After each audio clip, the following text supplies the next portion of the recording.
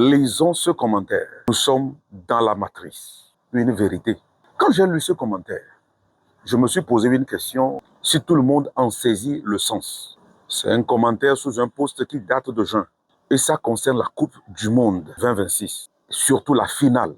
Et ce qui a été prédit, comme quoi la finale va se dérouler entre l'Espagne et l'Argentine, et que c'est le numéro 7 qui va marquer le but de la victoire, à 90%, il faut dire que tout ce qui a été dit est réalisé. Mais quand vous voyez les réalités de ce poste, vous allez vous poser effectivement la question, qu'est-ce qui se passe dans ce monde?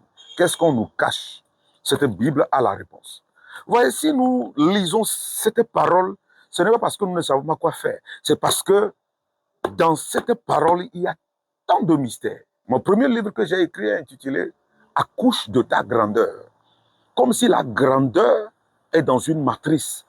Ta grandeur est dans une matrice et il faut que tu l'accouches.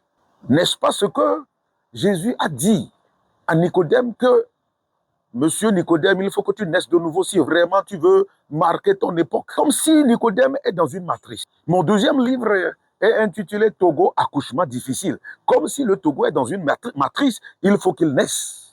Mon troisième livre est intitulé Sentinelle, sonne la trompette du repos. Autrement dit, accouche de ton repos.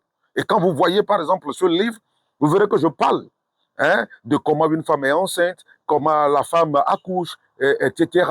Et les différentes facettes qu'on peut découvrir quand une femme devait accoucher. Alors, bien aimé, je voudrais te dire tout simplement que c'est un secret. Tu veux marquer ton époque, réussir dans ce monde, prospérer, laisser une trace. Il faut que tu découvres ce secret que Dieu nous a révélé depuis la fondation du monde jusqu'à ce jour. Ta grandeur se trouve dans une matrice, il faut que tu l'accouches.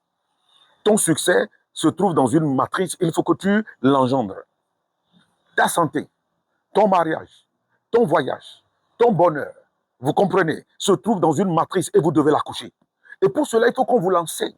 Comment on l'accouche, comment on l'engendre, ou on les engendre. Je vous invite à prendre attache avec nous. Vous n'allez pas le regretter. C'est ça que nous autres, on a découvert. Et aujourd'hui, on a pu marquer, on continue par faire impact dans ce monde. Chaque jour que Dieu fait, avant de venir délivrer les gens, avant de venir faire mon ministère, avant d'aller au boulot, il faut engendrer, il faut accoucher ce qui est dans la matrice. Si vous laissez ça dans la matrice et vous sortez, vous reviendrez les mains vides. Si vous n'engendrez pas le ministère que vous allez faire à l'église ou le travail que vous allez faire au marché ou dans votre entreprise, vous ne l'engendrez pas chaque jour que Dieu fait, vous irez, vous reviendrez bredouille. Il faut qu'on vous enseigne ça.